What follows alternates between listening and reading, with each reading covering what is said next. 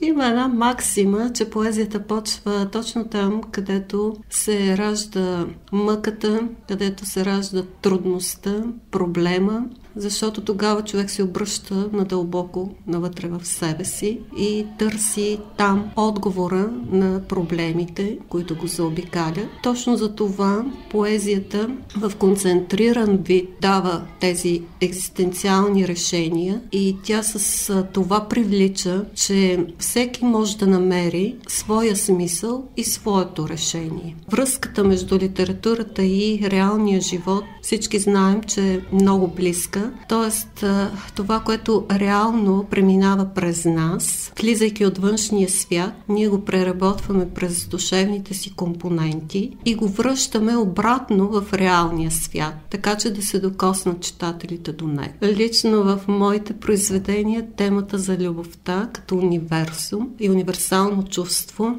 ме вълнува най-много. И правя, струвам, седна ли да пиша, все излиза любовна лирика. Това е така, защото смятам, че любовта е единственото движещо чувство, което може да промени света. И той да стане едно удобно за живеене място на планетата за всички хора. В никакъв случай не е натоварващо, напротив релаксиращо, и ако трябва да си послуша с думите на Фройд, това е един от начините за преборване на защитните механизми на психиката, именно сублимацията или творческия процес, който те прави цялостен и в който можеш да обединиш и добро и зло, и светлина и тъмнина, и изобщо всички дихотомни образи и символи, с които сме свикнали да живеем. Всъщност, в поезията си аз стигам предимно до светлите тонове на заобикалящия ни свят, именно защото обединявам тези дихотомни области.